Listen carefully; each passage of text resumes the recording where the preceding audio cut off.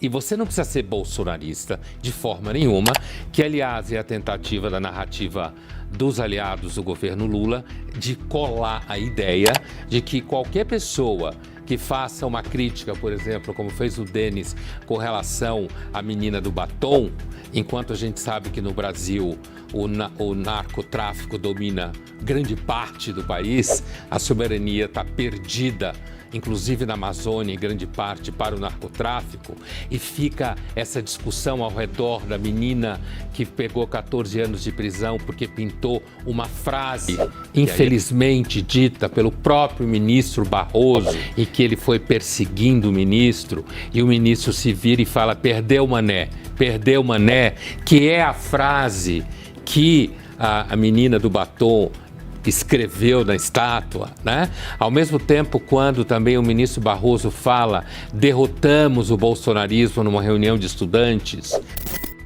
Antes de continuar, peço gentilmente que você curta, compartilhe e se inscreva em nosso canal.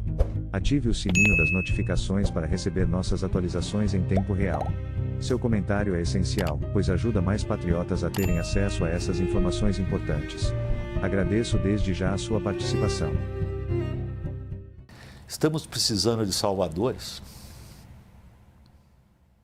Eu acho, William, que a pergunta já é bastante, vamos dizer assim, complicada. E sempre a democracia precisa de salvadores porque ela não está funcionando. Ponto 1.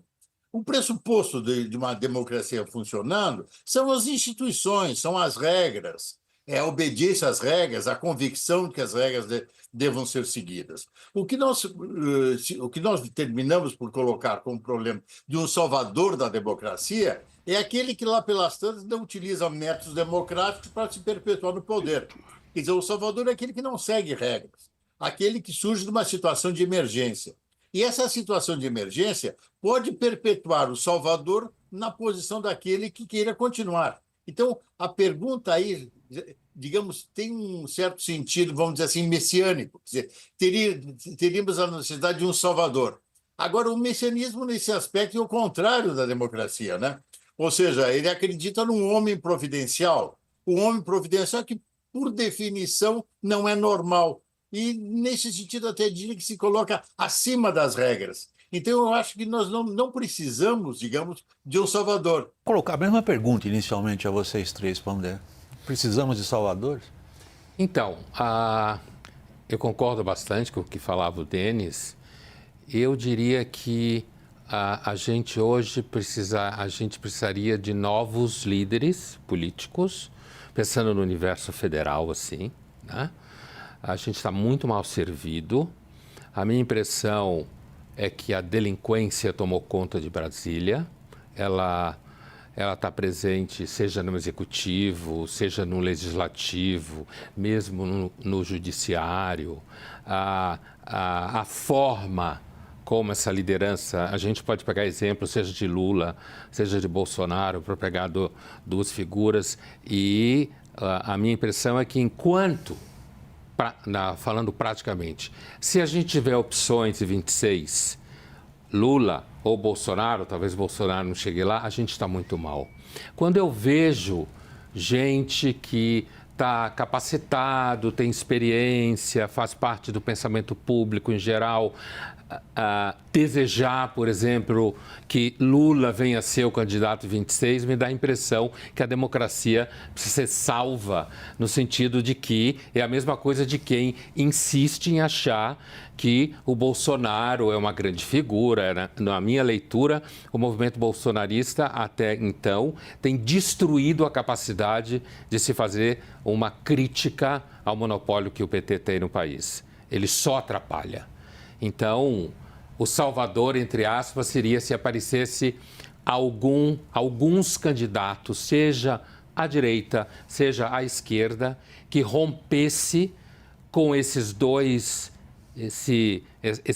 caminhos representados pelo Lula e pelo Bolsonaro, para daí tentar, quem sabe, se chegar a uma qualidade de liderança política menos delinquente, como a gente está vivendo hoje. A mesma coisa me parece quando se fala no legislativo, que às vezes dá a impressão que está mais preocupado consigo mesmo, com seus interesses, né? E também não está muito preocupado com o país, coisa nenhuma. E aí fica uma discussão de um lado os bolsonaristas, do outro lado os petistas, e o país está indo para o brejo. E eu também acho que, de certa medida, nos últimos tempos, o STF acabou ficando muito sob luzes, né? E a gente sabe que quando alguma forma de poder institucional fica muito sob luzes, a credibilidade começa a rachar e as pessoas começam a perceber que talvez ali a coisa não seja tão sólida quanto parece que deveria ser. Sua reação inicial à pergunta, José Álvaro Moisés, precisamos de salvadores da nossa democracia? Eu diria o seguinte, em princípio eu estou de acordo com as duas intervenções anteriores, do Denis e do Pondé.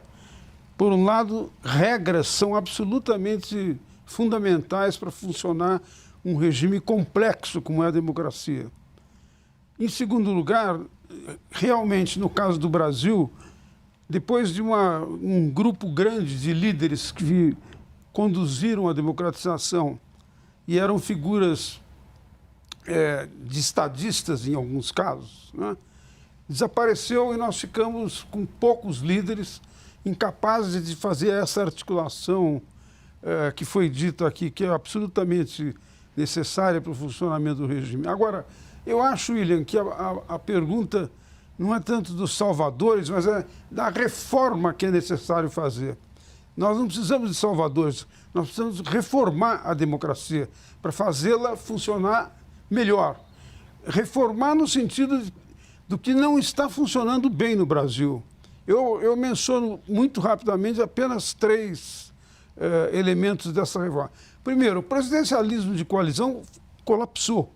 O presidencialismo brasileiro vem de há muito tempo em crise. Quer dizer, qualquer um de nós que lembrar vai se recordar que um presidente se suicidou, outro renunciou, o outro foi deposto. Agora, nesse período mais recente, em menos de 30 anos, nós tivemos 2 impeachments. Quer dizer, é uma indicação de que não funciona bem.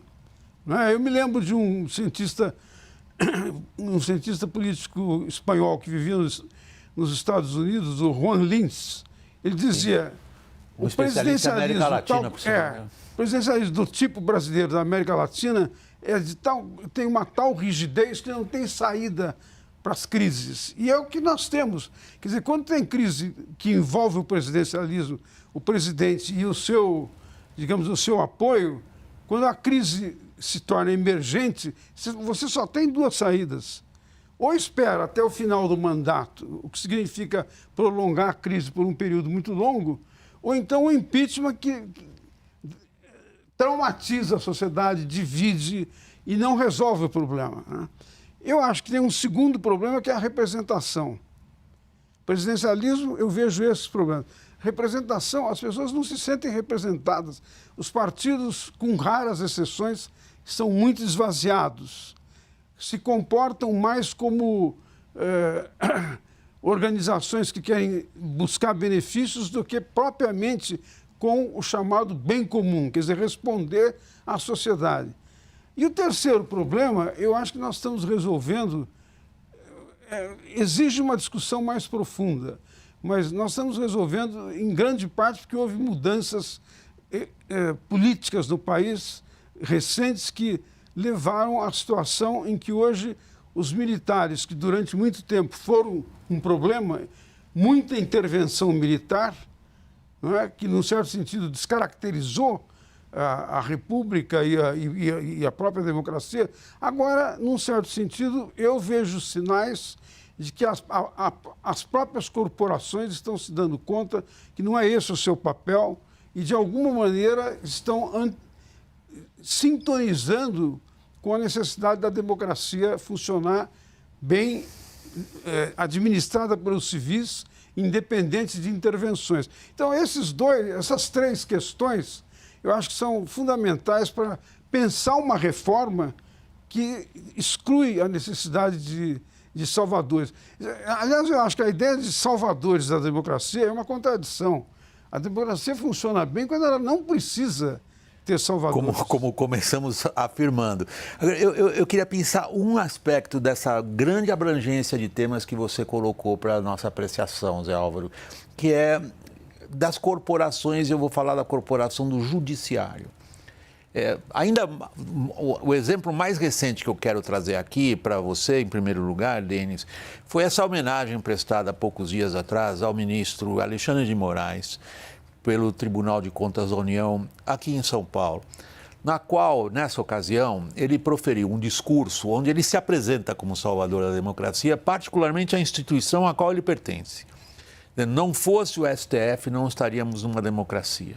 A resposta veio do outro lado do oceano, pelo deputado Eduardo Bolsonaro, que, ao justificar o que fez e continua fazendo, que é procurar a ajuda de uma potência estrangeira para resolver problemas políticos domésticos brasileiros, afirmou: eu estou salvando a democracia. No atual estágio que nós temos do sistema político da democracia brasileira, nós estamos considerando todo esse contexto internacional, ou para nós ainda não caiu a ficha? Para os especialistas em geopolítica, já.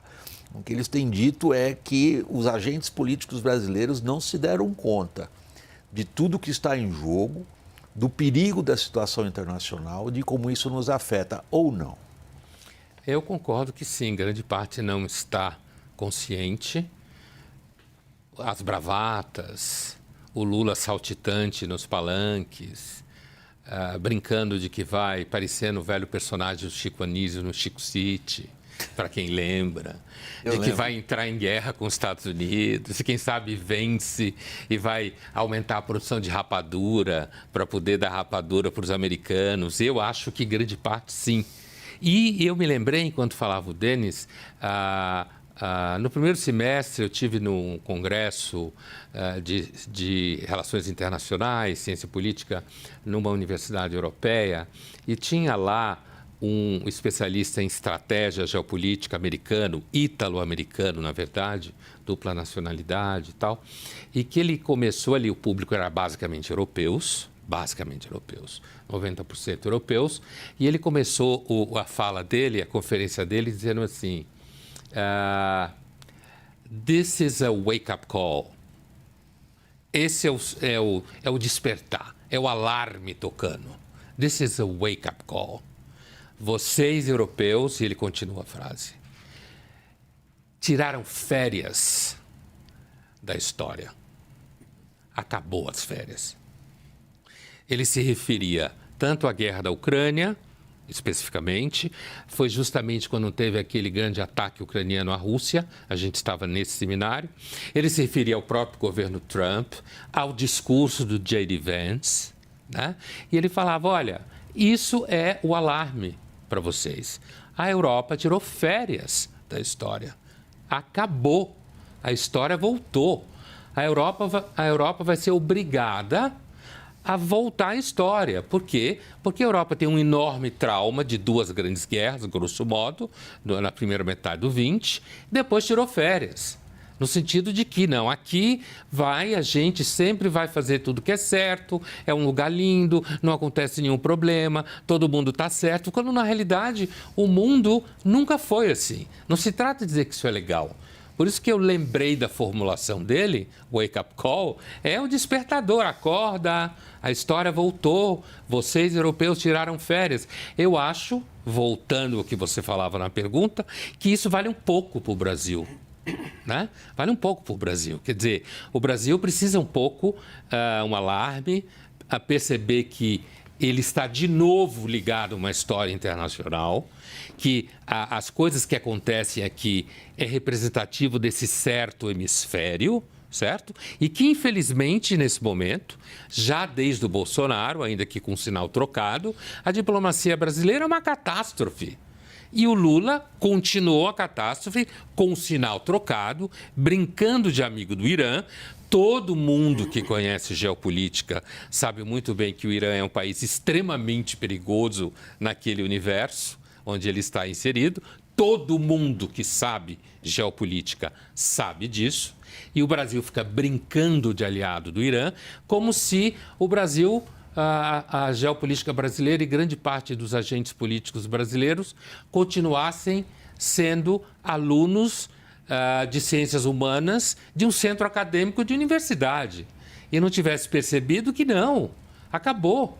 A gente está vivendo a história.